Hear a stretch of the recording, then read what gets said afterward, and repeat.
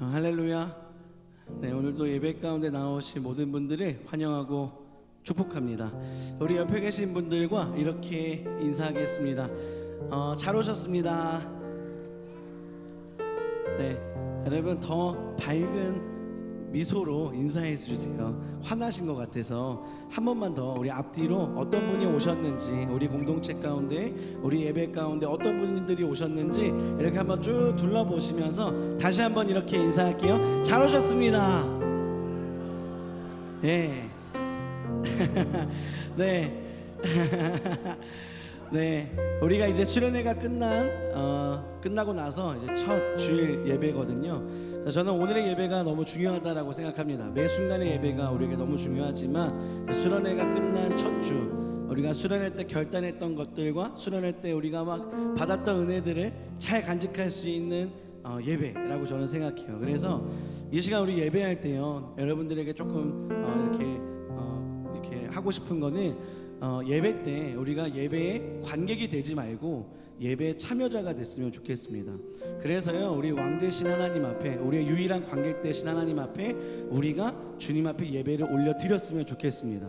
그래서 예배를 구경하는 게 아니라 내가 그냥 어딘가에서 그냥 등을 기대고 그냥 이렇게 적당히 예배 드리는 태도가 아니라 정말로 주님 앞에 전심을 다한 예배가 되어지기를 소망합니다. 그래서 예배 중간에요, 만약에 누군가가 이 앞으로 나오더라도 쟤 왜 저러지? 이렇게 생각하지 마시고, 와, 정말 저렇게 예배하는구나, 이렇게 도전해 받으셨으면 좋겠고요. 만약에 내가 오늘 앞에 혼자 나왔는데 아무도 안 나와, 그럼 다음 주에 안 나올 거야, 이러지 마시고, 네, 정말 우리가 이 자리 가운데 정말 하나님 앞에 기쁨으로 내가 주님, 나도 좀 부끄럽지만 내 주님 앞에서 예배하겠습니다. 그래서 막 통로로 나오시거나 앞으로 나오시거나 그렇게 하셔도 좋아요. 저는 그것을 간절히 원하고 하나님께서도 아마 그것을 가장 기뻐하시지 않을까 생각합니다.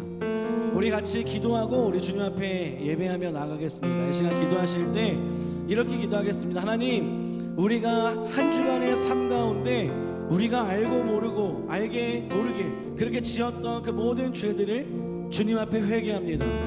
주님, 우리는 여전히 죄인의 모습으로 이곳 가운데 왔지만 우리가 주님의 보혈을 의지하여 이곳에 엎드립니다. 주님, 우리의 예배하는 가운데 우리가 모든 죄의 옷을 벗어버리고 주님께서 입혀주시는 의의 옷을 입기를 소망합니다. 주님, 우리 가운데 오셔서 우리의 모든 죄와 우리의 모든 허물을 성령의 불로 태워 주시옵소서. 주님, 우리 예배 가운데 임하여 주시옵소서. 우리 다 같이 주님의 이름 한번 부르고 기도하며 나갑시다. 주여,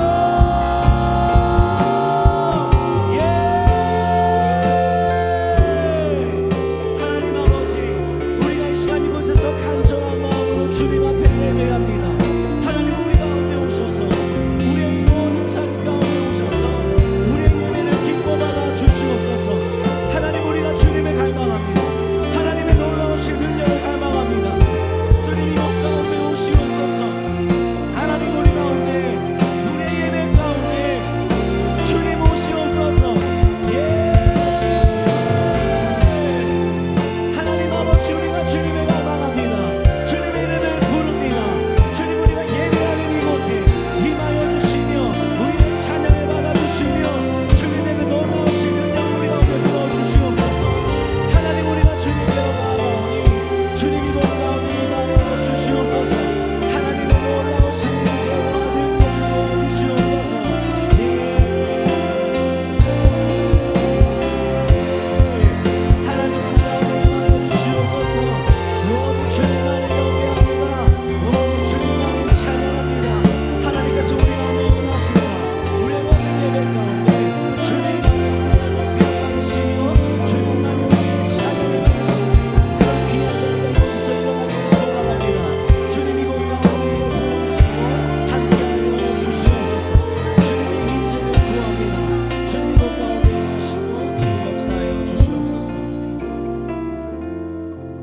예수님의 이름으로 기도합니다. 아멘. 우리 다 함께 사도신경하며 우리의 신앙을 고백하겠습니다. 나는 전능하신 아버지 하나님 천지의 창조주를 믿습니다. 나는 그의 유일하신 아들 우리 주 예수 그리스도를 믿습니다. 그는 성령으로 잉태되어 동정녀 마리아에게서 나시고 본디오 빌라도에게 고난을 받아 십자가에 못 박혀 죽으시고 장사된 지 사흘 만에 죽은 자 가운데서 다시 살아나셨으며 하늘에 오르시어 전능하신 아버지 하나님 우편에 앉아 계시다가 거기로부터 살아있는 자와 죽은 자를 심판하러 오십니다. 나는 성령을 믿으며 거룩한 공교회와 성도의 교제와 죄를 용서받는 것과 몸의 부활과 영생을 믿습니다. 아멘.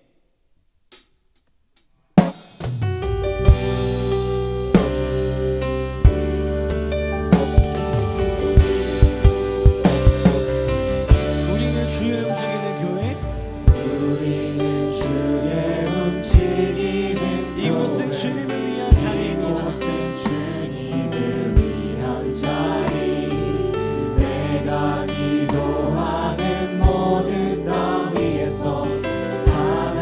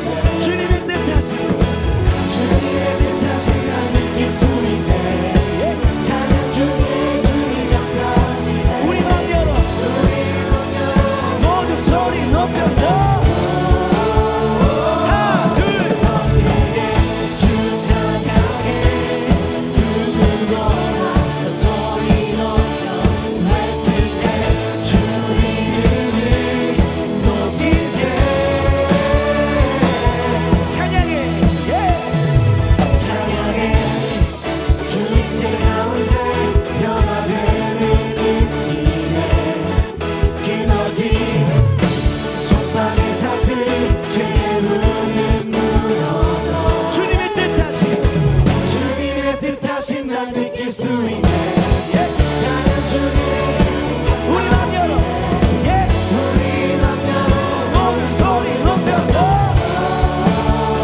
하나 둘 주 찬양해 누구보다 소리 높여 외치세 주 이름을 높이세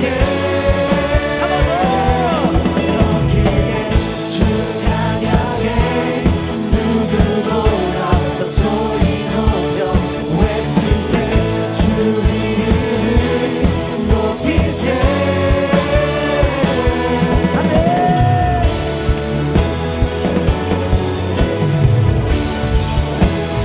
우리 찬양 드릴 때에 성령의 빛 성령의 빛 내리시네 우리 찬양 우리 찬양 드릴 때에 우리 주님께서 내리시네 큰 소리로 그 소리로 주 찬양해 오시네 우리 찬양했다고 더 크게 주 찬양해 누구보다 더 소리 높여 외치세 주 이름을 더 크게 높이세 하나 둘 더 크게 찬양해 누구보다 더 소리 높여 외치세 주 이름을 높이세 더 크게 주 찬양해 누구보다 더 소리 높여 외치세 주 이름을 높이세 우리 목소리로 주 찬양해 누구보다 소리 높여 외치세 주 이름을 높이세 예 여러분 우리가 수련회 때 본 모습이 아닌 것 같아서 제가 잘못 본 걸까봐 네 여러분들에게 한 번 더 요청을 드립니다. 네 여러분 옆에 네 여러분 옆에 있는 분들에게 얘기해 주세요. 나는 옆에 있는 분들에게 말해 주세요. 나는 봤어. 너가 수련회 때 어떻게 했는지. 근데 왜 안 해? 네, 여러분 우리가 수련회 때 가능하고 여기서 불가능하다. 이거는 좋지 않아요. 좋지 않아요. 자 여러분 우리가 이 시간 주님 앞에 정말 기쁨으로 예배했으면 좋겠습니다. 여러분 아이도 하잖아요. 아이도. 네, 우리 아이가 지금 여기서 찬양하잖아요. 그죠? 네, 여러분 우리 기쁨으로 주님 앞에 예배합시다. 일단 우리 목소리로 하나 둘 더 크게 주 찬양해 누구보다 더 소리 높여 여러분, 더 크게, 더 크게. 외치세 주 이름을 높이세 우리 한 번 더.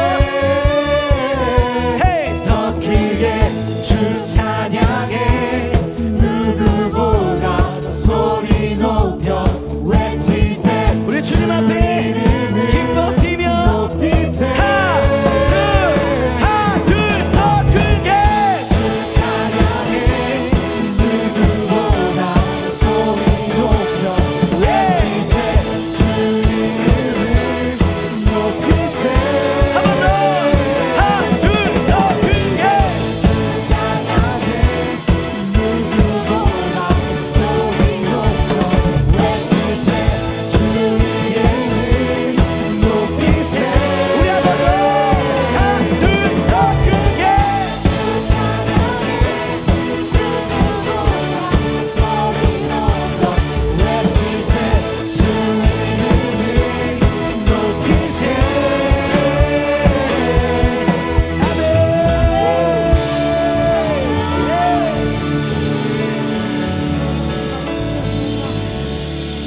네 여러분 그대로 계시면 돼요.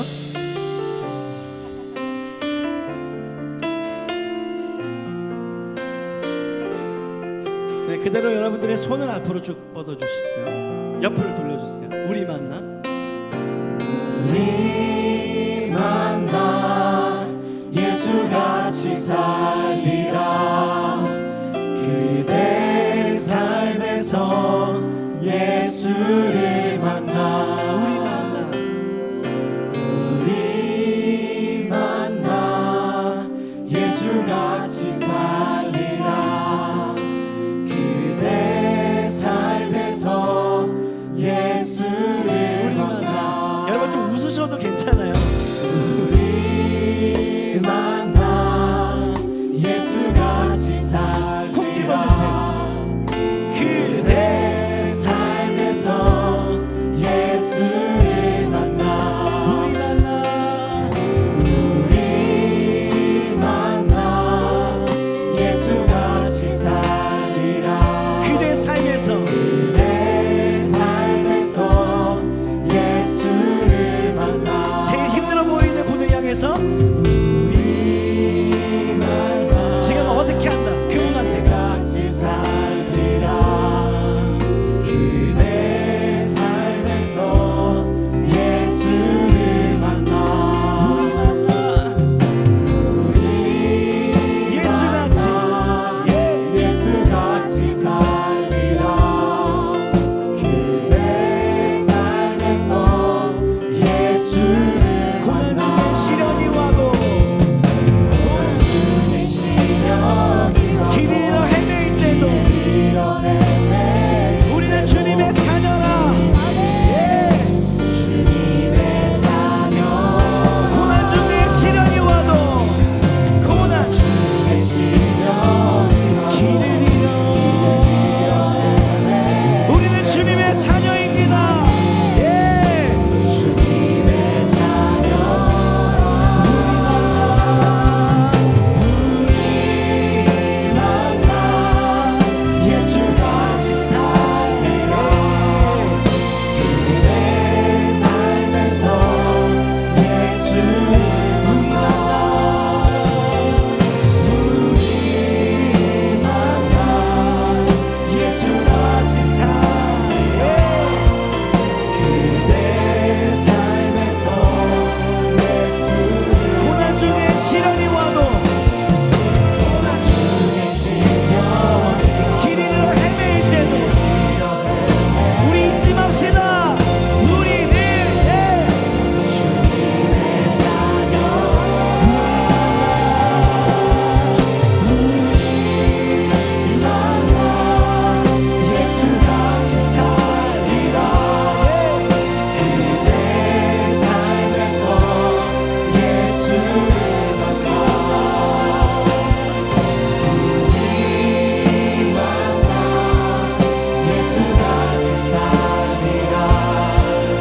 그대 삶에서 예수를 만나 나를 부르신 주가 나를 부르신 주가 이루어주시네. 잠시 넘어지더라도 붙잡아주시네. 나의 걸어가는 길 늘 동행하시네. 혼자라 생각했던 삶 늘 함께 하셨네. 나를 부르신 주가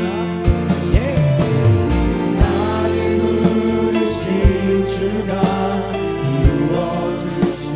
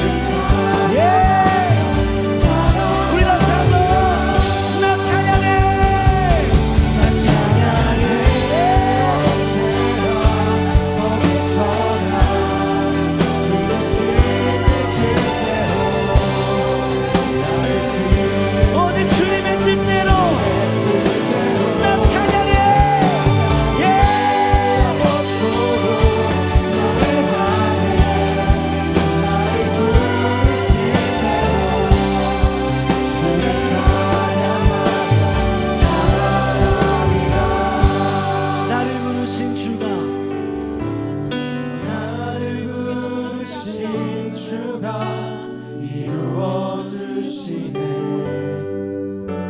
잠시 넘어지더라도 붙잡아 주시네. 나의 걸어가는 길 늘 동행하시네. 혼자라 생각했던 삶 늘 함께 하셨네. 나를 부르신 주가 나를 부르신 주가 이루어 주시네. 잠시 넘어지더라도 붙잡아 주시네. 나의 걸어가는 길 늘 동행하시네. 혼자라 생각했던 삶 늘 함께 하셨네. 우리 이 시간 다 함께 기도하며 나갑시다. 이 시간 기도할 때 주님 그렇습니다. 내가 혼자라고 느꼈던 그때에도 주님께서 우리와 늘 함께 하셨습니다. 내가 가장 외롭고 지칠 때에도 주님께서 나와 함께 하셨습니다. 아멘. 길을 잃어 헤매일 때도 고난 중에 시련이 우리 가운데 닥쳐와도 주님 우리가 이제는 잊지 않겠습니다. 나는 주님의 사랑하는 자녀라는 것을 내가 잊지 않겠습니다. 삶의 순간순간마다 주님을 예배하는 삶을 포기하지 않겠습니다. 지금 이 시간 오늘부터 내가 그 삶을 결단합니다. 그 어떤 순간에서도 주님을 찬양하겠습니다. 그 어떤 순간에도 주님을 예배하겠습니다. 주님 우리를 붙들어 주시옵소서. 우리 다 함께 주님의 이름 한번 부르고 합심하여 기도합시다. 주여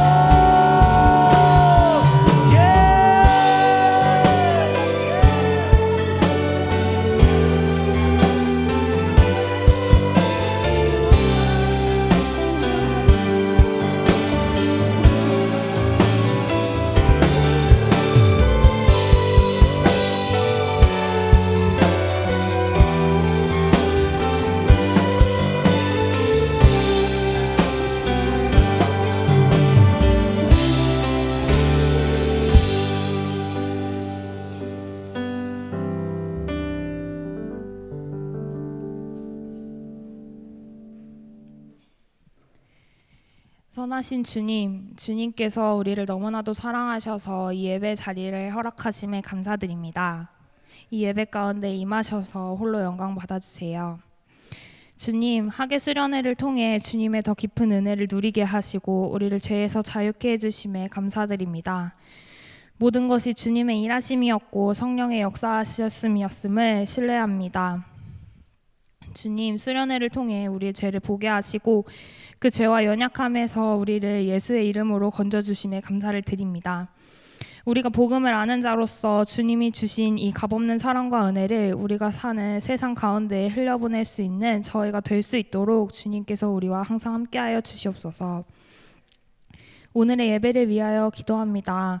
말씀 전하시는 목사님께 주님께서 더 넓은 은혜의 통로를 열어주시고 보이는 곳에서 보이지 않는 곳에서 섬기고 있는 많은 리더들에게 주님께서 큰 칭찬과 위로로 함께하여 주시고 그 모든 사역과 사랑방 소그룹 모임 가운데에 함께하여 주세요.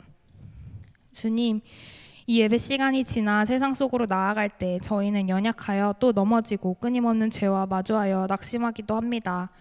그럴 때마다 우리가 다시 일어나 주님을 바라보고 빛 대신 주님만을 바라며 소망으로 나아갈 수 있는 노량진 교회 청년들이 될 수 있도록 해주세요. 주님, 매 순간 주님께서 우리를 사랑하심을 압니다. 주님, 그렇기 때문에 저희도 기꺼이 기쁨으로 주님을 사랑하기 원합니다.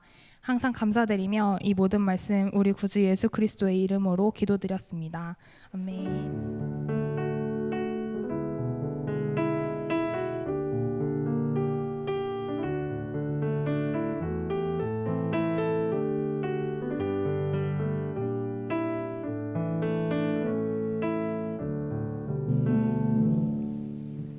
우리 가능하신 분들은 자리에서 일어나셔서 함께 봉헌하겠습니다.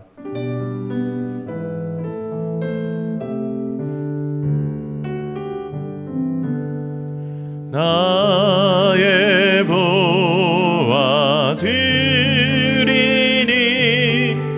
주여 받아주소서.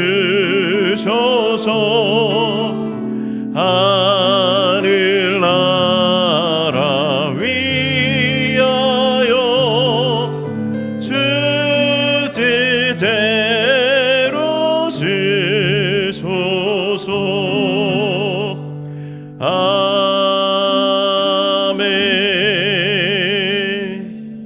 주님 감사합니다. 한 주간의 감사를 모아 주님 앞에 귀한 예물 봉헌하여 올려드립니다. 하나님 기쁘게 받아주시고 또 우리의 올려드리는 예물과 함께 우리의 마음의 간절한 소원을 주님께 의탁하여 올려드리오니 신실하게 응답하여 주옵소서. 또한 드려진 이 모든 예물이 하나님의 나라와 잃어버린 영혼들을 위하여 귀하게 쓰이는 물질 되도록 축복하여 주옵소서. 감사드리며 예수님의 이름으로 기도하옵나이다. 아멘.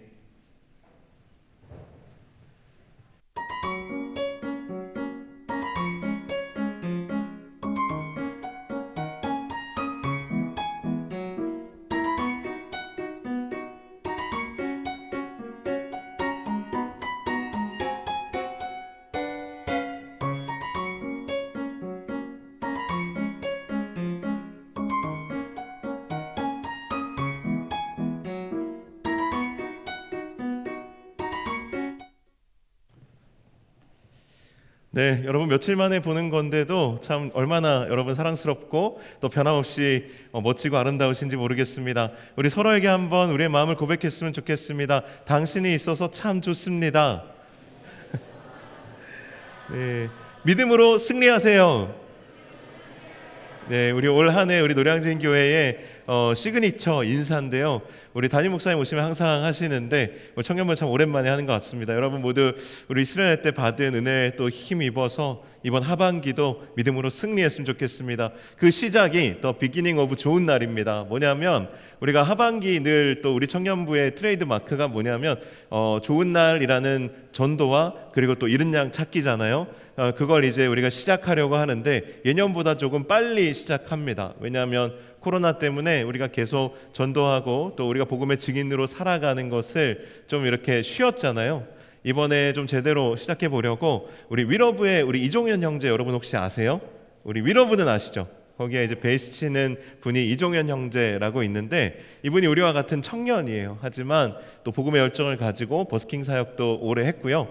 그래서 다음 주에 우리 고등부 한번 들렸다가 우리 청년부에도 오시는데 와서 또 자신의 정말 하나님께서 일하신 일들을 함께 나눌 때 우리의 마음 가운데에도 정말 하나님의 복음의 증인으로 살아가는 큰 도전이 있는 시간 되었으면 좋겠습니다. 여러분 우리 안에서 도전을 얻는 시간이지만 또 혹시 주변에 또 관심이 있는 지체들 또 친구들이 있다면 초청해서 함께 은혜를 나눌 수 있는 시간이 되었으면 좋겠고요. 무엇보다도 우리 수련회 통해서 우리가 많이 은혜를 받았는데 특별히 이 복음으로 말미암은 도전이 우리 안에 많이 있었던 것 같습니다.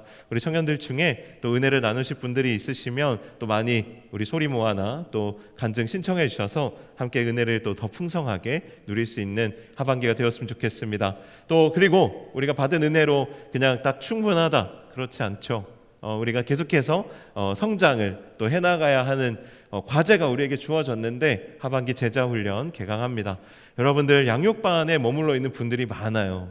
양육만 받고 제자가 아직 되지 못한 분들은 이번 기회에 제자반 통해서 또 믿음의 도약을 이루실 수 있는 시간이 되었으면 좋겠습니다. 양육반은요 그냥 오시면 이렇게 수료할 수 있도록 다 도와드려요. 양육반만으로는 절대로 제자가 되지 않습니다. 그래서 여러분 이번에는 제자반도 많이 신청해 주시면 좋을 것 같습니다. 제가 우리 제자반을 전우사님한테 한번 도전을 했는데 전우사님은 양육이 좋다고 양육반 하시기로 하셨고요. 그래서 여러분들 아직 한 번도 양육의 맛을 보지 못한 분들은 우리 전우사님과 함께 또 멘토링 할 수 있는 시간이 있고 조금 더 내가 주님과 깊어지고 싶다 제자반 통해서 저를 만나시면 됩니다. 혹시 나는 담임 목사님께 훈련을 받고 싶다 그러면 우리 사역자반을 지나서 지도자반까지 여러분 도전하시면 담임 목사님도 만날 수 있습니다. 끝판대장 같은 분이세요. 그래서 여러분들 한번 신청해 주시면 좋겠습니다. 근데 이제 양육과 제자훈련 또 사역자반을 거치지 않으면 절대로 지도자반을 바로 들어갈 수는 없습니다. 그래서 여러분들 참고하시고 이번 하반기 제자 양육에도 많이 도전해 주시면 좋겠습니다. 참가 신청서는 1층에 사무실에 비치가 되어 있습니다. 일정도 다 공지가 되어 있으니까요. 우리 사무실 가서 한번 보시고 신청하시면 되겠습니다. 우리 지난번에 양육 받으신 분들 제가 다 기억하고 있거든요. 그래서 꼭 신청해 주시면 감사하겠습니다. 나머지 광고는 주보를 참고하시고요. 우리 오늘 본문 함께 나누도록 하겠습니다. 야고보서 1장 1절에서 8절까지의 말씀입니다. 야고보서 1장 1절에서 8절까지 말씀, 저와 여러분이 교독하여서 읽어보도록 하겠습니다. 제가 먼저 읽고 여러분이 읽고 마지막 절은 함께 읽도록 하겠습니다. 제가 먼저 읽겠습니다. 하나님과 주 예수 그리스도의 종 야고보는 흩어져 있는 12지파에게 문안하노라.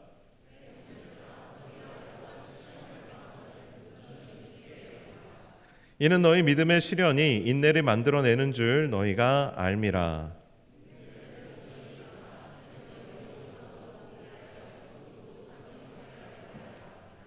너희 중에 누구든지 지혜가 부족하거든 모든 사람에게 후히 주시고 꾸짖지 아니하시는 하나님께 구하라. 그리하면 주시리라.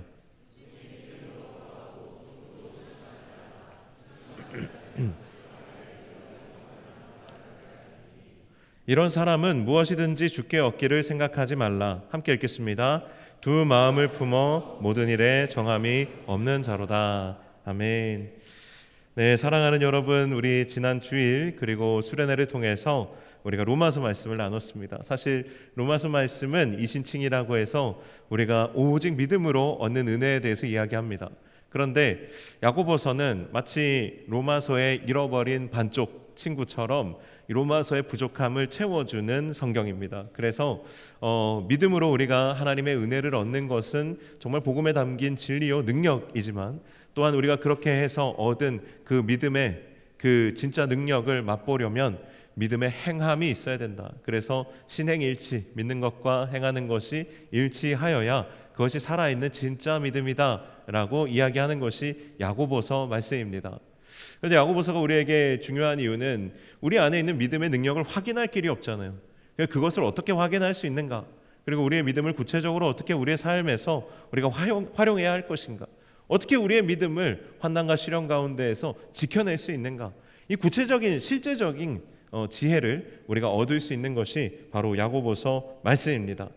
그런데 우리가 다 그렇잖아요. 수련회 가서 은혜 받고 우리가 오늘 아까도 우리 축복하면서 고백한 것처럼 저는 이 찬양이 이렇게 무거운 찬양인지 몰랐어요. 우리 만나 예수처럼 살리라, 그대 삶 속에 예수를 만나. 저는 이걸 아주 그냥 우리 다 주님의 형상이니까 아름답게 고백하며 찬양했는데 수련회 끝날 때쯤 돼가지고 우리가 미랄 찬양을 불렀어요. 예. 진짜 미랄 찬양 이거 정말 비장하잖아요. 그걸 부르고 나서 우리 만나 예수처럼 살리라를 이제 고백하려고 하니까 이 고백이 너무 무거운 거예요. 내가 뭐라고 예수처럼 살지? 근데 예수처럼 살아야 될 것 같은 이 마음속에 큰 부담감. 그런데 우리 다 그걸 고백하면서 자유해졌잖아요. 더 이상 이제 주님께 내가 숨길 것은 없고 더 이상 내가 주님 앞에서 이렇게 따로 챙겨둘 것이 없이 우리가 주님처럼 살겠다라고 이렇게 고백했는데 우리가 막상 며칠을 살아보니까 어떻습니까? 벌써 한 5일 정도가 시간이 지났는데 살아보니까 벌써 우리의 삶에는 우리의 믿음을 천갈래 만갈래 갈라지게 하고 흔들리게 하는 이 시련들이 너무 가득한 겁니다. 야고보서는 그것을 너무 잘 알고 있고 그래서 오늘 본문 이 야고보서 서두에 이미 믿음의 시련에 대해서 이야기하고 시작을 합니다. 야고보서는요, 이런 우리의 고민에 대해서 행동하는 믿음에 대한 도전을 주고 그리고 삶에서 실제적으로 살아있는 믿음이 어떤 건지를 말해주는데요. 야고보가 이런 우리의 고민에 응답할 수 있는 것은 성경의 그 어떤 인물보다 이 야고보라는 사람이 예수님에 대해서 가장 잘 알고 있기 때문에 그렇습니다. 믿음의 결정체라고 할 수 있는 예수님을 가장 잘 아는 사람이 이 야고보라는 거예요. 그런데 지금 이 야고보서를 쓴 야고보는 주님의 제자 야고보가 아닙니다. 주님의 제자인 야고보는, 사도 야고보는 이미 죽었어요. 순교합니다. 이 야고보는 누구냐면 예수님의 동생 야고보예요. 지금 큰 충격을 받은 분들이 이 자리에 있을 수 있어요. 뭐라고? 예수님이 동생이 있다고? 아마 많이 놀라셨을 겁니다. 예수님 동생이 있습니다. 야고보도 있고요, 유다도 있고요, 몇 명 있습니다. 와, 지금 많이 믿음이 흔들린 분 혹시 여기 계세요? 예수님도 동생이 있습니다. 그런데 예수님의 동생은 처음부터 예수님을 믿었던 건 아니에요. 하지만 그에게 있어서 특권이 있었다면 뭐예요? 성경에 기록되어 있지 않고 예수님의 제자들조차도 알지 못하는 예수님의 흑역사, 분명 예수님 흑역사 없었겠지만 리즈 시절, 이런 걸 그는 다 봤을 거라는 말이에요. 한 3살 정도 터울이 있었을 걸로 추정이 되는데, 그는 예수님의 어린 시절도 다 봤고 예수님의 그 질풍노도의 시기, 그 사춘기도 다 봤을 것이고, 예수님의 공생애 이전에 얼마나 예수님이 번민하며 이 공생애를 시작하기로 결단하셨는지도 그는 누구보다 가까이에서 지켜봤을 거라는 거예요. 믿음이 있는 자라면 그 믿음이 있는 자가 어떻게 삶의 그 힘겨운 시련들을 이겨내고 믿음을 지켜나가고 사명의 길로 걸어가는지를 그는 다 봤을 거라는 말이에요. 하지만 처음부터 이 야고보가 예수님을 믿지 못했다고 말씀드렸죠. 언제 그러면 야고보가 예수님을 정말로 그냥 내 형 예수가 아니라 정말 나의 삶의 주인이요 우리의 구원자이신 그리스도라고 고백할 수 있었는가? 바로 예수님께서 십자가에 달리시고 죽으신 후에 예수님 부활하셨을 때 비로소 야고보는 예수님이 나의 주시다, 나는 예수 그리스도의 동생이 아니라 나는 예수 그리스도의 종이다 라고 고백하게 됩니다. 그렇게 야고보가 예수 그리스도의 종으로서 예수 그리스도를 닮은 사람으로서 살아가기 시작했는데, 박해로 인해서 베드로가 예루살렘을 떠나게 됩니다. 그러니까 박해를 받아, 좀 이따 얘기할 건데, 박해를 받아서 베드로가 예루살렘을 떠나게 되면서 그 뒤를 이어서 숱한 어려움 속에서 돌에 맞아 순교할 때까지 이 예루살렘 교회를 잘 이끈 것이 바로 예수님의 동생 야고보예요. 그가 얼마나 예수님을 닮았냐면 별명이 의인이에요. 의인 야고보입니다. 야고보가 예루살렘 교회를 이끌던 당시에 그때도 지금 우리가 수련회 끝나고 잠시 겪은 이 시련은 비교가 안 될 정도로 그때에도 시련이 있었습니다. 교회는 여러 가지 시련을 겪고 있었어요. 1절 말씀에 보면 야고보는 자신을 예수 그리스도의 종이라고 고백하고 또 이미 역사 속으로 사라져버린, 예수님 당시에는 12지파라는 것이 사실 그 구별이 뚜렷하지 않았어요. 그러니까 실제로는 별로 이렇게 구체적으로 존재하지 않았던 이 12지파의 개념을 가지고 초대교회 그리스도인들에게 문안 인사를 합니다. 1절 말씀 이렇게 돼 있죠. 하나님과 주 예수 그리스도의 종 야고보는 흩어져 있는 12지파에게 문안하노라. 이 12지파는 이미 사라져 버렸는데 왜 이것을 언급하냐 하면 이것은 영적 이스라엘, 곧 흩어져 있는 교회와 성도들을 지칭하는 거예요. 그러니까 그냥 말 그대로 12지파를 말하는 게 아니라 흩어져 있는 이 자신의 영적 자녀들, 이름이 야고보잖아요. 이게 뭐냐면 구약으로 치면 야곱이에요. 헬라식으로 부르면 야고보인 거예요. 그러니까 야곱의 12아들이 12지파가 되었잖아요. 이걸 유비적으로 보여주는 겁니다. 그러니까 자신의 영적인 자녀들이 여러 가지 시험과 박해로 인해서, 환난과 박해로 인해서 막 흩어져 있는 거예요. 교회들이. 이제 그런 영적 상황을 지금 감안해서 야고보가 지금 문안 인사를 하고 있다라는 겁니다. 이 인사 자체가 이미 시련과 환난 가운데 있는 교회를 전제로 하고 있다라는 거예요. 그런데 이들을 향한 야고보의 첫 번째 권면이 뭡니까? 2절 말씀에 보면 이렇게 돼 있어요. 내 형제들아, 너희가 여러 가지 시험을 당하거든 온전히 기쁘게 여기라. 여러 가지 시험은 곧 인생의 큰 시련들이에요.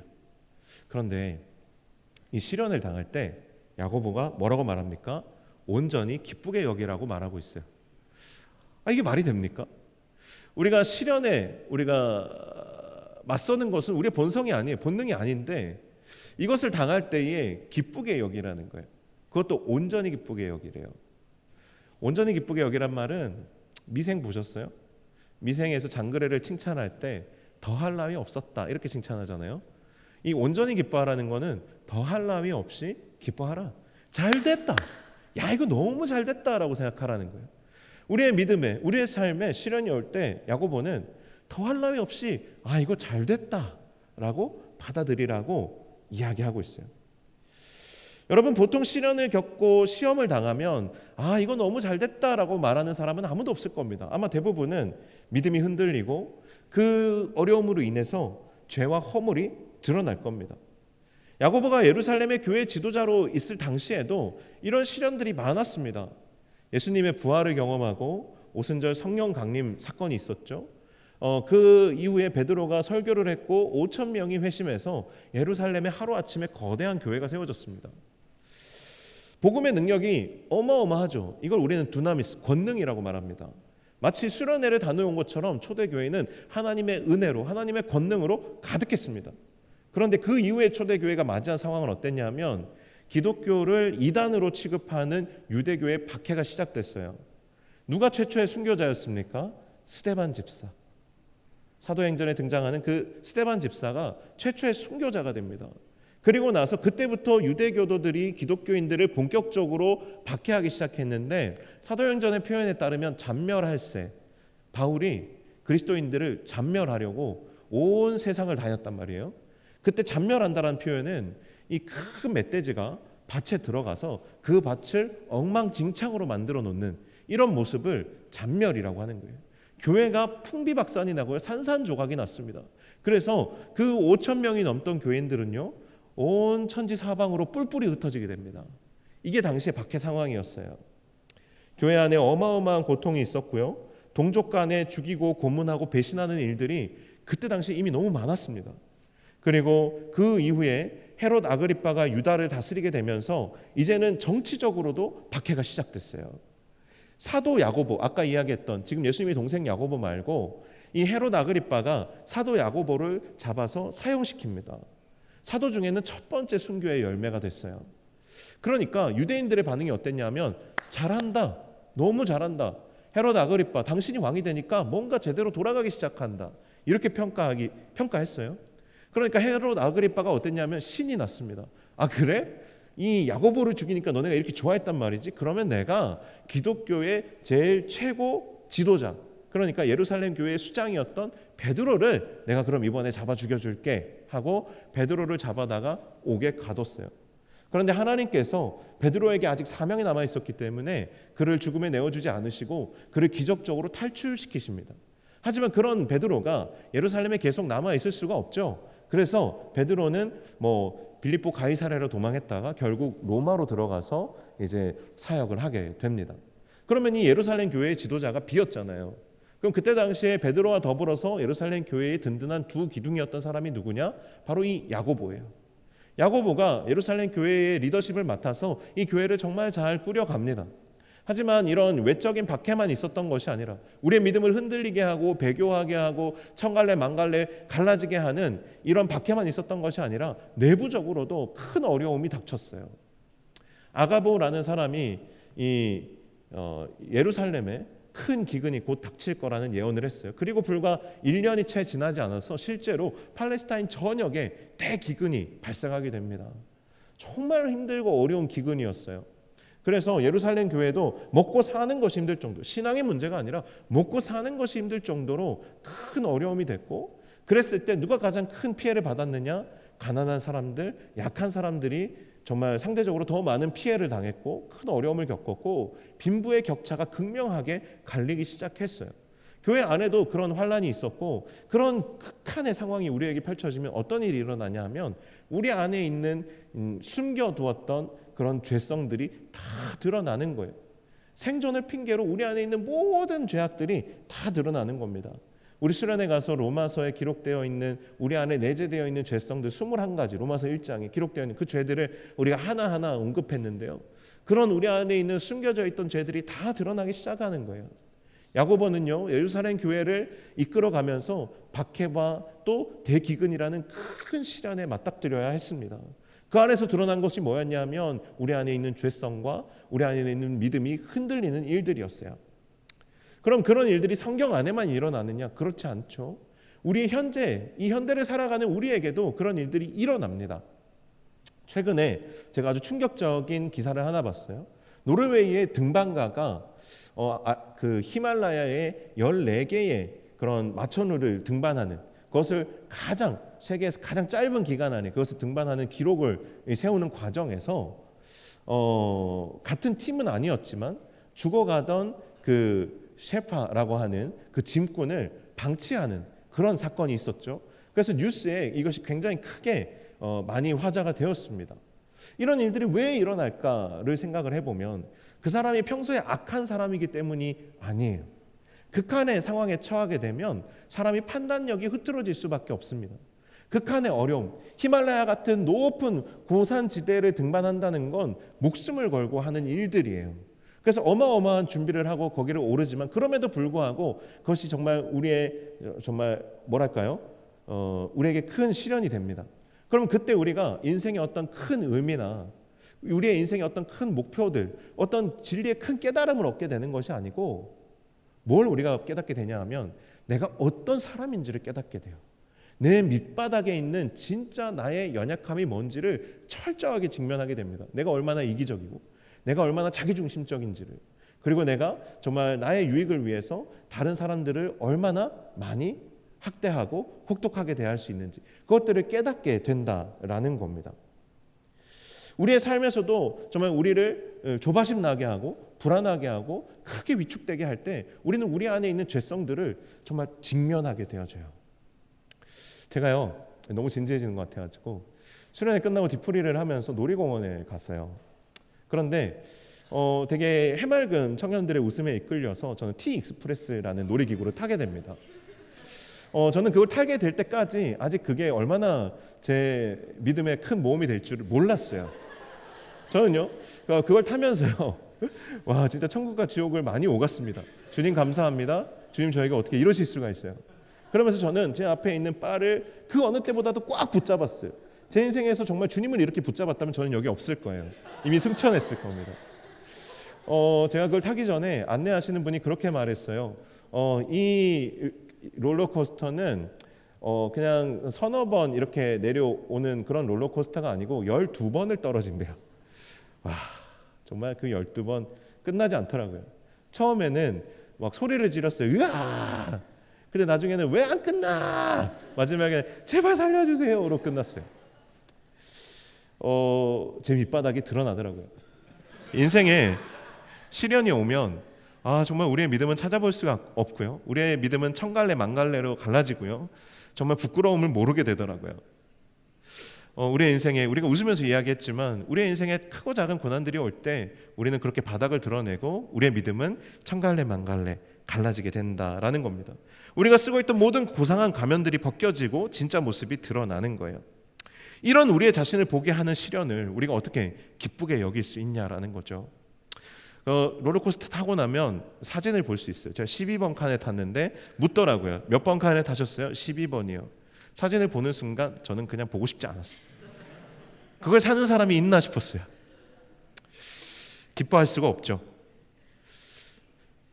이번 수련회를 준비하면서 정말 저에게도 많은 믿음의 시련이 있었어요. 수련회 말씀을 준비하는 저에게 정말 이래도 되나 싶을 정도로 어려운 일들이 막 닥쳐오기 시작합니다.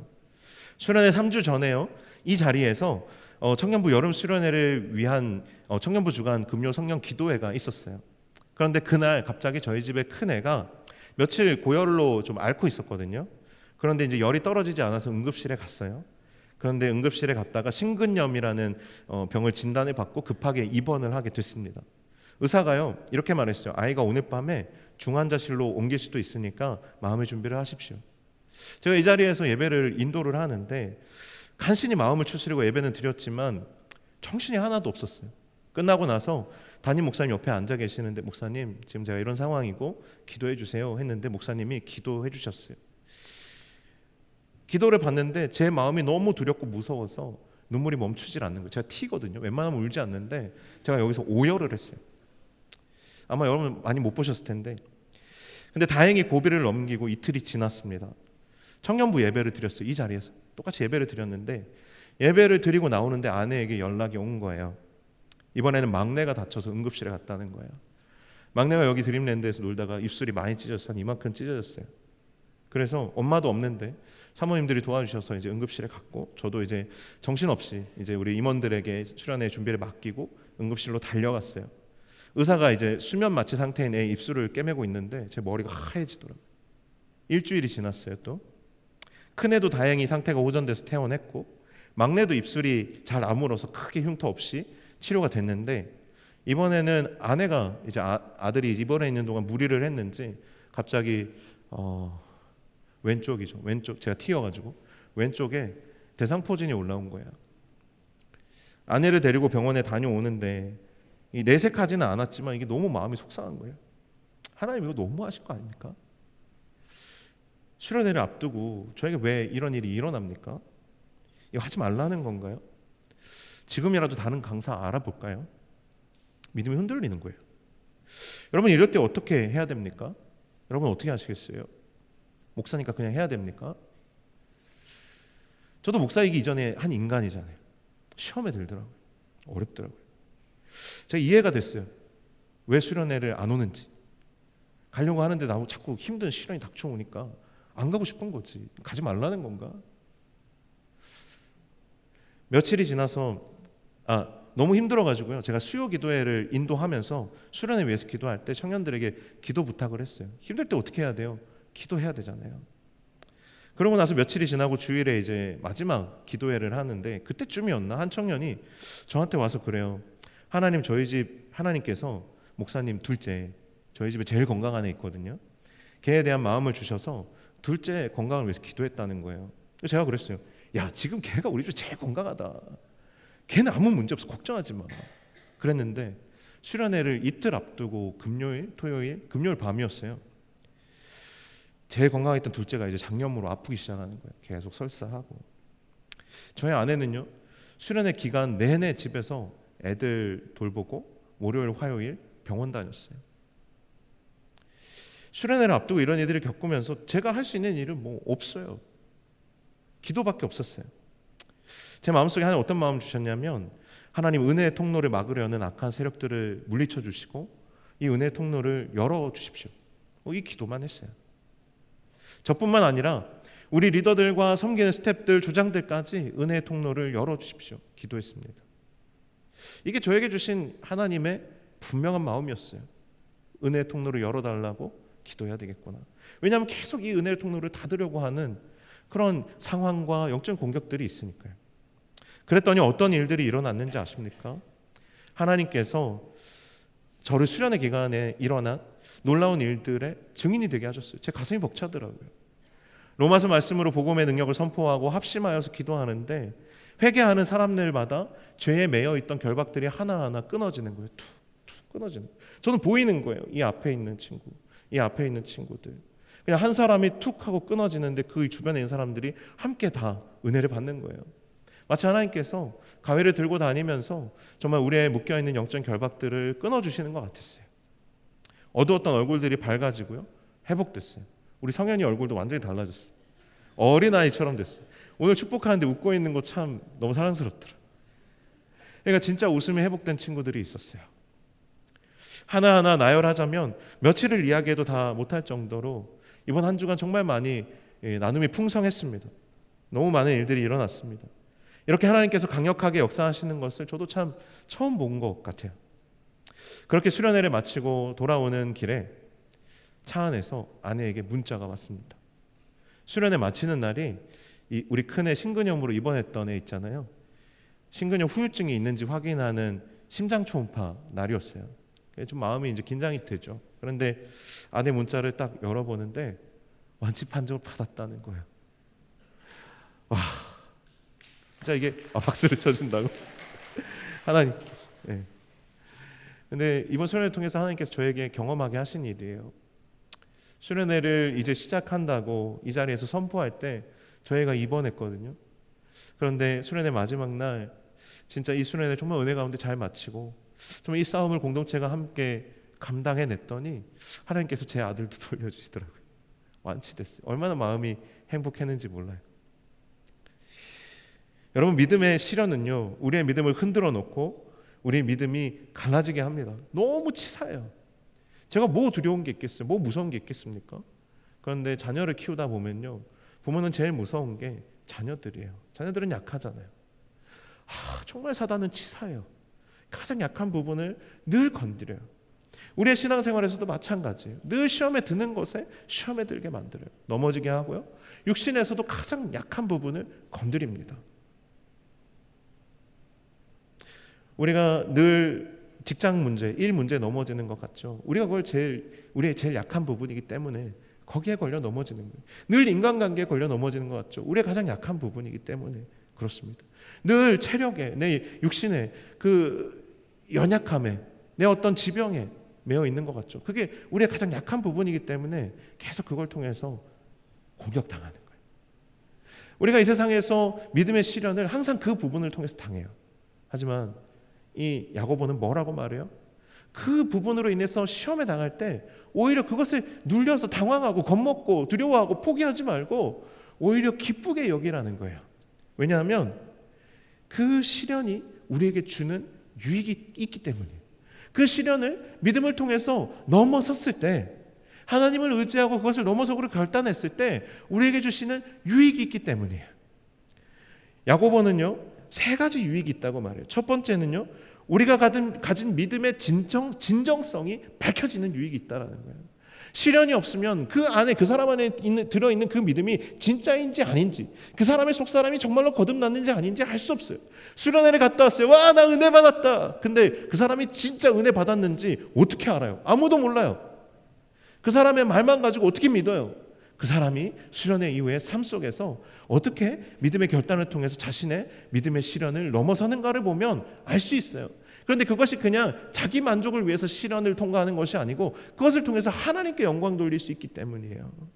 제가 이 간증을 할 수 있는 이유는 제가 잘났기 때문이 아니에요. 하나님이 하셨기 때문이고 하나님의 능력이 나타났기 때문에 이것을 통해서 하나님께 영광 돌리려고 나눌 수 있는 것이죠. 나누는 것이에요. 이것을 통해서 우리는 우리의 믿음이 진짜였다라는 것을 밝힐 수 있어요. 우리 자신도 확인할 수 있는 겁니다. 두 번째는요, 우리가 이 시련을 믿음으로 통과함을 통해서 우리는 인내의 열매를 맺습니다. 인내의 열매를 맺어요. 제가 이 본문을 연구하면서 가장 놀랍고 가장 감동받은 부분이에요. 인내의 열매를 맺어요. 여러분, 누가 인내를 인생의 목표로 삼습니까? 여러분 혹시 인생의 목표가 인내인 사람 있어요? 인내? 없어요. 여러분, 누가 인내 자체에 의미 있다고 생각합니까? 여러분, 인내에 의미 있다고 생각하는 사람 봤어요? 세상은 다 결과 중심적이에요. 인간은 다 결과 중심적이에요. 내가 원하는 것은 따로 있고 그것을 위해서 내가 겪는 고통의 시간을 우리가 인내라고 말해요. 그래서 인내를 통해서 다른 원하는 목표를 이루려고 하지 인내 자체를 추구하는 사람 없어요. 그런데 여러분, 놀라워요. 성경은요 인내를 열매라고 말해요. 성령의 열매 중에 오래 참음, 이거 다른 성경 번역에서는 인내라고 번역해요. 인내가 열매, 인내가 목표라는 거예요. 인내하기 위해서 사는 것처럼 살아야 된다라는 거예요. 그게 우리의 목표라는 겁니다. 제가 아내와 연애하던 시절에 진짜 그 성령의 9가지 열매가 새겨진 콩을 선물 받아서 둘이 같이 나눠서 키운 적이 있어요. 아내도 키우고 저도 키웠는데 둘 다 이제 콩이 이제 싹이 트면서 콩 껍데기에 이제 그 성령의 열매가 뭐였는지가 나타나는 건데, 이제 한 일주일 기다리면 이제 물을 주면 나잖아요. 근데 저는 지금 아내 콩에 뭐가 들어있었는지는 하나도 기억이 안 나는데 제 콩에 뭐가 들어있었는지는 지금도 확실히 기억나요. 왜냐하면 그 인내였거든요. 기껏 일주일 동안 키웠더니 인내가 나왔어요. 저는 그 마치 뽑기했는데 꽝이 나온 것 같았어요. 최악이었어요. 바로 내다 버리고 싶어요. 키우긴 뭘 키워? 인내를 왜 키워? 근데 오늘 야고보서 말씀을 묵상하면서 정말 진심으로 인내에 대해서 다시 생각하게 됐어요. 아, 성경은 인내 자체를 목적으로 하는구나. 오래 참음이 나에게 면류가 아니구나. 나에게 상이구나. 아, 이 오래 참음이 하나님에게 큰 기쁨이 되시는구나. 이게 내가 하나님께 인정받고 하나님께 하늘의 상급을 받는 아주 확실한 길이구나. 이 자체로 열매고 목적이구나. 인내는 수단이 아니구나. 이걸 배웠어요. 와, 야고보서는 신약의 지혜서, 잠언이라고 말해요. 정말 저에게 깊은 깨달음을 줬어요. 여러분 중에 나는 늘 하나님을 섬긴다고 하는데 늘 힘들기만 하고 열매가 없어. 나는 왜 섬기면서 늘 고생만 하고 남들처럼 눈에 보이는 성과가 없을까? 여러분, 그 인내 자체가 여러분에게 있어서 열매인 거예요. 믿음의 실현을 통해서 얻는 세 번째 유익이 있어요. 뭐냐면 하나님이 주시는 지혜를 얻는 거예요. 야고보서 1장 4절에서 5절 말씀을 보면 인내를 온전히 이루라. 이는 너희로 온전하고 구비하여 조금 더 부족함이 없게 하려 함이라. 너희 중에 누구든지 지혜가 부족하거든 모든 사람에게 후히 주시고 꾸짖지 아니하시는 하나님께 구하라. 그리하면 주시리라. 이번 수련회를 준비하면서 이번만큼 제 연약함이 많이 드러나고 힘들었던 적은 없었어요. 하지만 덕분에 분명히 얻은 지혜가 있어요. 뭐냐면 은혜의 통로를 열어달라고 기도하는 것이 얼마나 중요한지 깨달았어요. 계속 이것이 닫히니까 이걸 열어달라고 기도하게 되는데, 이것이 그냥 저 혼자 설교하는 담당 목사님, 강사 목사님이 은혜의 통로가 열린다고 해서 다 은혜를 받게 되는 것이 아니라, 우리 한 사람 한 사람이 다 싸우고 있고, 사단은 우리 한 사람 한 사람의 은혜의 통로를 닫고자 하는데, 나 혼자 연다고 되는 것이 아니라 우리 한 사람 한 사람의 은혜의 통로가 열려야 이 수련회가 정말 풍성한 은혜를 누리는 수련회가 되는구나. 그래서 우리 합심해서 얼마나 많이 기도했습니까? 은혜의 통로를 열어달라고. 여러분, 이번 수련회뿐만이 아니라 이번 하반기 내내 정말 하나님께서 우리에게 분명한 하나님의 은혜의 통로를 활짝 열어주실 줄로 믿습니다. 여러분,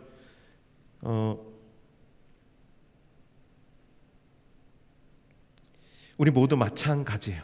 어떤 형태로든 믿음의 시험이, 믿음의 시련이 우리 각자, 우리 한 사람 한 사람에게 다 있습니다. 막상 시련이 닥쳐오면 8절 말씀에 기록되어 있는 것처럼 두 마음을 품은 자, 이 두 마음을 품는 정도로 절대 끝나지 않을 거예요. 천갈래 만갈래로 갈라질 겁니다. 그때 되면 여러분 분명히 옳은 판단을 내리기 어려울 겁니다. 아까 극한의 상황에 처했을 때, 제가 그 T 익스프레스를 탈 때처럼 여러분 분명히 올바른 판단을 내리기 어려울 겁니다. 하지만 여러분, 낙심할 필요 없습니다. 오히려 야고보는 기뻐하라고 말해요. 왜요? 두 가지 때문이에요. 첫 번째는 믿음의 시련에는 반드시 앞서 언급한 세 가지 유익, 풍성한 유익이 있기 때문이에요. 두려워하지 마세요. 하나님이 우리에게 시련을 허락하시는 것은 우리에게 유익을 주시기 위함이에요. 야고보는 예수님의 동생은 그렇게 말합니다. 예수님의 삶을 통해서, 또 본인의 삶을 통해서 그렇게 고백하는 거예요. 그리고 또 한 가지는 하나님께서 믿음의 기도에 반드시 응답하시기 때문입니다. 낙심할 필요 없습니다. 믿음의 기도에 하나님 반드시 응답하시기 때문이에요. 그래서 5절 6절 말씀에 너희 중에 누구든지 지혜가 부족하거든, 나에게 왜 이런 시련이 닥치는지, 나에게 닥친 시련을 어떻게 풀어내야 하는지, 지혜가 부족하거든 모든 사람에게 후히 주시고 꾸짖지 아니하시는 하나님께 구하라. 그리하면 주시리라. 오직 믿음으로 구하고 조금도 의심하지 말라. 하나님이 주신다는 겁니다. 여러분 중에 이미 믿음의 시련으로 마음이 갈라져서 옳은 판단을 내리기가 어려운 분이 계십니까? 두려워하지 마십시오. 이미 우리는 이런 시련이 있을 것을 알고 있었습니다. 하나님도 아시고 우리도 이미 알고 있었습니다. 그래서 우리가 서로 축복하면서 예수처럼 살자는 말이 가볍게 고백될 수 없었지 않습니까? 그냥 서로 얼굴만 쳐다보고 엉엉 울었잖아요. 제가 다 봤거든요. 여러분, 우리 만나 예수 같이 살리라 하는데 예수 같이 살리라 못하고 눈물만 흘렸잖아요. 우리 만나 막 고백 못하고. 하지만 결국 우리 고백해내지 않았습니까? 결단하지 않았습니까? 왜냐하면 그리스도인에게 있어서 예수처럼 산다는 것은 고민할 문제가 아니라, 선택할 문제가 아니라 이미 결론이 내려져 있는 문제잖아요. 사랑하는 여러분, 여러분의 수련회 이후에 믿음의 성장을 맛보고 예수님처럼 살아가기를 소원하신다면 이 말씀에 귀를 기울이시고 또 믿음으로 이 말씀을 의지하게 되시기를 예수 그리스도의 이름으로 간절히 축원합니다. 네, 우리 함께 기도하겠습니다. 하나님 아버지, 참 감사합니다.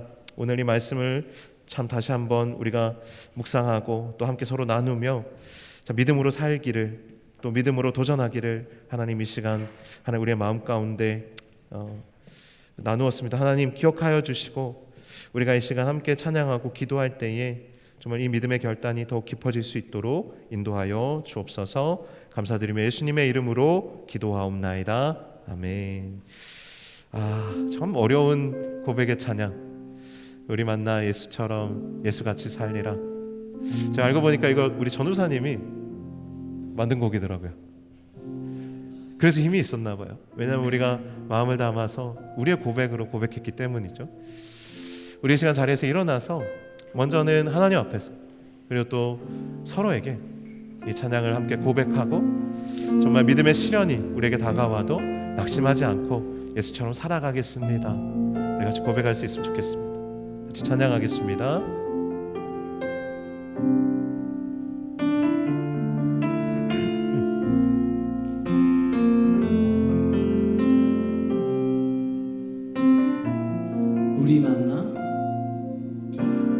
우리 만나 예수같이 살리라. 그대 삶 속에서 예수를 만나 우리 만나 예수같이 살리라. 그대 삶에서 예수를 만나 우리 만나 예수같이 살리라. 그대 삶에서 예수를 만나 우리 만나 예수같이 살리라. 그대 삶에서 예수를 만나 고난 중에 시련이 와도 길을 잃어 헤맬 때에도 우리는 주님의 자녀라.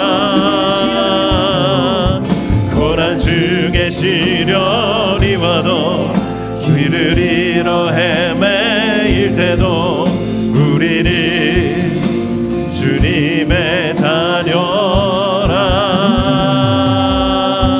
우리 만나 예수같이 살리라. 그대 삶에서 예수를 만나 우리 만나 예수같이 살리라.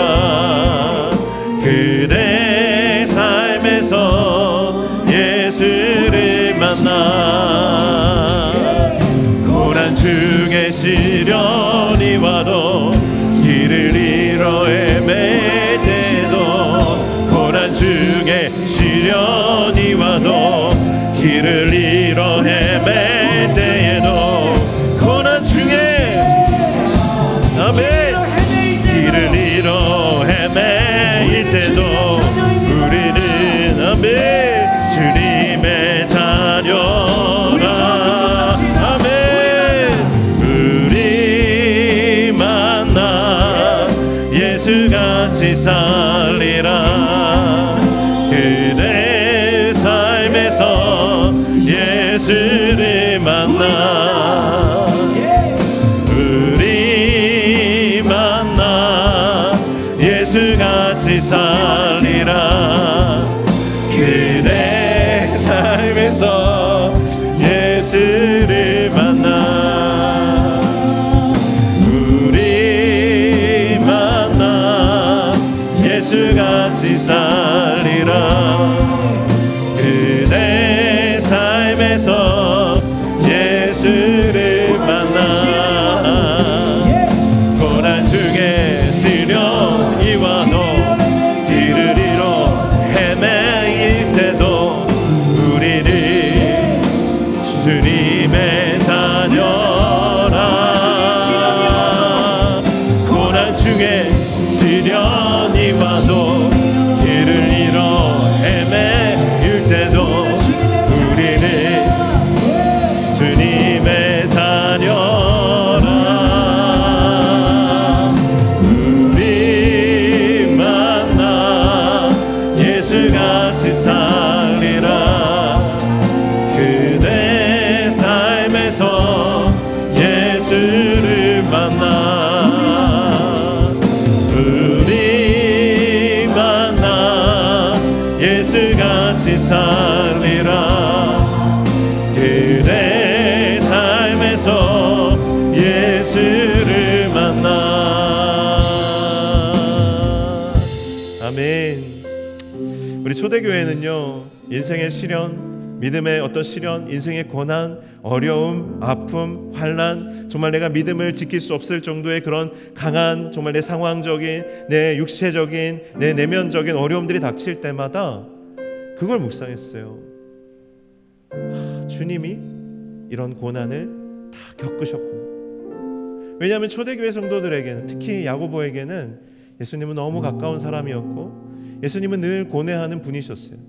예수님은요 인생의 모든 험한 고난을 다 겪어보신 분이세요. 우리는 고난을 당할 때마다 그곳에서 우리를 위하여 고난 당하신 예수 그리스도를 만나게 됩니다. 비로소 우리는 예수를 알게 되는 거예요. 수련회에서 말씀을 통해서 우리는 복음에 대해서 배우지만 정말 진정한 예수 그리스도를 알려면 우리는 인생의 시련 가운데로, 우리의 인생의 환난 가운데로 우리는 우리의 믿음을 들고 나아가야 합니다. 정말 주님은 거기에 계시는 거예요. 그곳에서 우리를 주님은 만나 주시는 거예요. 우리 시간 인생의 시련과 고난과 아픔이 다가올 때, 믿음의 시련을 겪을 때 하나님, 내가 그곳에서 주님을 만나기를 원합니다. 이 고백을 주님 앞에 정말 우리 마음을 다해서 정말 그곳에서 주님을 만나고 주님을 알게 되기를 원하고, 정말 그 안에서 내가 자라게 되기를 원하고, 인내를 통해서 열매 맺게 되기를 원하고, 하나님을 기쁘시게 하기를 원합니다. 우리 이 고백을 주님께 올려드리면서 오늘 우리 합심해서 기도하겠습니다. 우리 기도하겠습니다. 하나님 아버지 감사합니다. 하나님, 우리의 인생의 고난 가운데에서, 하나님 우리의 인생의 환난 가운데에서 하나님 참으로 주님을 만날 수 있도록 인도하여 주시옵소서. 힘들 때마다 하나님 고난당하신 주님을 떠올릴 수 있게 도와주시고, 하나님 아버지 우리의 질고와 우리의 아픔을 아시는 주님을 우리가 만날 수 있도록 하나님 인도하여 주시옵소서. 인생의 환난 가운데 찾아오시는 주님을 만나게 하여 주시고, 그런 말미암아 우리가 주님을 더 깊이 경험하게 하여 주시고, 우리 안에 그리스도의 흔적을 가지게 하여 주시고, 하나님 믿음의 이 시험을 이겨내므로 말미암아 하나님께 영광 돌리게 하시며, 하나님이 인내함으로 주님을 기쁘시게 하고, 하나님 인내함으로 성령의 열매를 맺어 아버지 하나님 주님이 기뻐하심을 볼 수 있도록, 하나님을 예배할 수 있도록 하나님 인도하여 주시옵소서. 하나님 아버지, 주님께 아버지를 기쁨이 되는 우리의 삶이 되기를 원합니다. 예수를 닮아가는 삶이 되기를 원합니다. 인생의 고난 중에 주님을 더 깊이 닮아갈 수 있게 도와주시고, 우리의 삶에서 예수를 만날 수 있도록 하나님 축복하여 주시옵소서. 하나님, 우리가 주님을 만나며, 우리가 서로 만나며 하나님 우리가 예수같이 살아갈 수 있도록 하나님 인도하여 주시옵소서. 인생의 고난 중에 아버지의 길을 잃고 헤맬 때에도 하나님 우리가 주님의 자녀임을 하나님 인생의 고난 중에서 깨달을 수 있게 주여 도와주시고, 주여 아버지 주님 만날 수 있도록 인도하여 주시옵소서. 오 주님, 주님 우리가 주님을 만나는 삶 되게 하여 주옵소서. 인생의 시련을 통하여 고난을 통하여 주님을 만나게 하여 주옵소서. 하나님 우리가 그것을 기뻐할 수 있도록 인도하여 주시옵소서. 이 기쁨을 하나님 우리가 누릴 수 있도록 하나님 인도하여 주시옵소서. 주여 주여 아버지 주님 아버지 주님 은혜를 베풀어 주시옵소서. 만나 주님 아버지, 오 주님, 주님 우리의 삶 가운데 주님 만날 수 있도록 하나님 도와주시옵소서. 아멘. 주님 만날 수 있도록 만나 예수같이 살리라. 그대 삶에서 예수를 만나 우리 만나 예수같이 살리라. 그대 삶에서 예수를 만나. 사랑하는 여러분, 우리가 우리의 삶에서 예배를 통하여 또 하나님께서 또 이번 수련회를 통하여 우리에게 주신 은혜가 있다면 오늘 이 말씀도 우리가 동일하게 은혜로 받기를 원합니다. 여러분, 여러 가지 시험을 당하거든 여러분 온전히 기쁘게 여기십시오. 우리가 시험 가운데에서 우리를 위하여 시험 당하신 그리스도를 깊이 만나게 될 것입니다. 그렇기 때문에 야고보는 그 주님을 만남으로 인하여 이 시련을 기쁘게 여기라고 말하고 있는 것입니다. 여러분, 믿음의 시련이 인내를 만들어냅니다. 인내는 우리의 본성이 원하는 바는 아니지만 그 인내를 이름으로 우리는 열매를 맺습니다. 그 자체가 이미 열매입니다. 여러분, 혹시 환난 중에 고난 중에 어려움을 당하고 있는데 참고 견디며 여러분 그 시험을 감당하고 있다면 여러분 그것이 열매입니다. 여러분, 하나님 여러분을 칭찬하실 겁니다. 여러분의 인내를 하나님이 받으실 것입니다. 정말 여러분의 하나님 주신 사명을 감당하면서 또 여러분에게 지금 20대의 진로를 준비하면서 정말 하나님께 쓰임 받기 위하여 인내하며 준비하는 것이 있습니까? 여러분, 그 과정, 세상은 여러분을 몰라줘도요, 하나님은 받으십니다. 세상은 결과만 보지만 하나님은 과정을 보시고 그것을 열매로 받으십니다. 여러분, 여러분의 삶이 하나님을 기쁘시게 할 것입니다. 인내를 온전히 이루라. 이는 너희를 온전하고 구비하여 조금도 부족함이 없게 하려 함이라. 이 인내가 여러분을 완성할 것입니다. 여러분의 믿음을 더 충만한 믿음으로 인도할 것입니다. 여러분 중에 지혜가 부족하십니까? 모든 사람에게 후히 주시고 꾸짖지 아니하시는 하나님께 구하십시오. 우리 주님이 그렇게 이 세상을 이길 지혜를 얻으셨습니다. 우리 주님이 그렇게 이 세상을 이길 능력을 얻으셨습니다. 하나님께 구하십시오. 꾸짖지 아니하시고 후히 주시는 하나님께서 주실 것입니다. 오직 믿음으로 구하고 조금도 의심하시지 마십시오. 이제는 우리 주 예수 그리스도의 은혜와 아버지 하나님의 놀랍고 크신 사랑과 성령의 교통하심이 믿음으로 이 시련을 기꺼이 감당하는 여기에 모인 사랑하는 모든 우리 노량진의 청년들과 또 함께 예배하는 모든 이들 가운데 이제로부터 영원토록 함께 하시기를 간절히 축원하옵나이다. 아멘.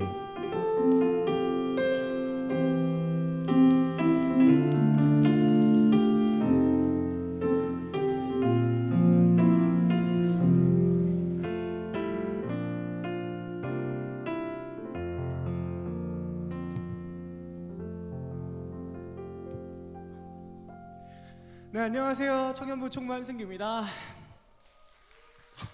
감사합니다. 이렇게 오랜만에라 그런지 여러분들 되게 반 이상의 분들이 박수를 쳐주셔서 너무 또 벅차고 좀 긴장이 되는데요.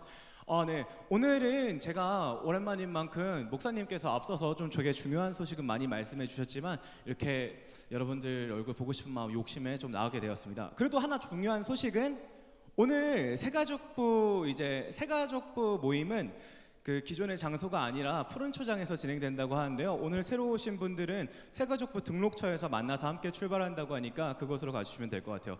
근데 이곳에 오늘 혹시 새로 오신 분이 계신 것 같은데 혹시 손 한번 들어주실 수 있나요?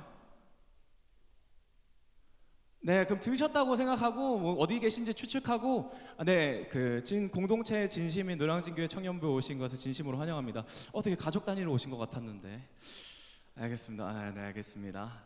네, 저한테 2분 정도의 시간이 있다면은 빨리 짧게 얘기를 하자면은 저도 오늘 김용균 목사님의 말씀을 듣고 약간 느낀 게 있는데 저는 나름대로 막 인내를 하고 있다고 생각하고 살고 있었는데 저의 인내의 삶의 모습이 좀 잘못된 인내였구나. 그러니까 인내의 여러 모습이 있잖아요. 그쵸? 그래서 목사님. 근데 좀 잘못된 인내를 하고 있었던 것 같아요. 왜냐하면 우리 만나라는 찬양을 들으면서 약간 청년부 공동체가 150명, 170명 우리가 매주 이렇게 만나서 얘기를 나누고 예배를 드리지만 정말 이번에서야 이제야 만나게 된 것 같다는 느낌? 왜냐하면은 천둥도 제가 최근에 오펜하이머를 봤는데 이게 폭탄이 터지고 나서 빛이 반짝한 다음에 소리가 들려오고 진동이 느껴지는 데는 시간이 걸리잖아요. 그래서 우리가 저 사람이 여기 있구나, 내 형제가 여기 있구나를 느끼게 된 거는 꽤 지났지만 이제서야 그 사람의 소리를 듣고 있는 게 아닌가. 저도 많이 멀었지만 그런 생각이 들어서 우리가 제가 잘못된 인내의 모습을 살고 있었던 게 그런 찬양이 있잖아요. 혼자라 생각했던 삶 늘 동행하셨네. 근데 맨날 나 혼자였지, 동행하셨구나 했는데 생각해 보면은 그 찬양을 모두가 눈물로 부르는 만큼 나뿐만 아니라 옆에 계신 분들도 다들 일주일에 한 3일 정도는 나 혼자야 하다가 한 4일 정도는 동행하셨구나 이런 거잖아요. 그만큼 우리의 앞으로 김용균 목사님이 말씀해 주신 인내의 삶의 모습이 나 고통 시련 어떻게 버티지 하는, 저는 그랬어요. 개인의 인내가 아니라 우리가 이제 만난 만큼 내 옆에 있는 내가 혼자구나가 아닌 내 옆에 있는 사람이 이 사람이 혼자라고 느끼게 있겠구나 하는 그런, 그러니까 그저 버티는데 급급했는데 좀 더 행복하고 웃는 모습으로 버티는 그런 노량진교회 청년부 공동체가 됐으면 좋겠습니다. 감사합니다. 그러면은 청년부 이번에 수련회 주제가 은혜에 치이다였던 만큼 이제 일주일 지났죠. 과거형으로 제가 혹시 은혜 하면은 치였다 하면서 다 같이 자 우리가 가야 할 곳으로 가면 어떨까요? 아, 네. 그러면 뭐 감사합니다. 그러면 자 은혜 감사합니다. 다음 주에 뵙겠습니다.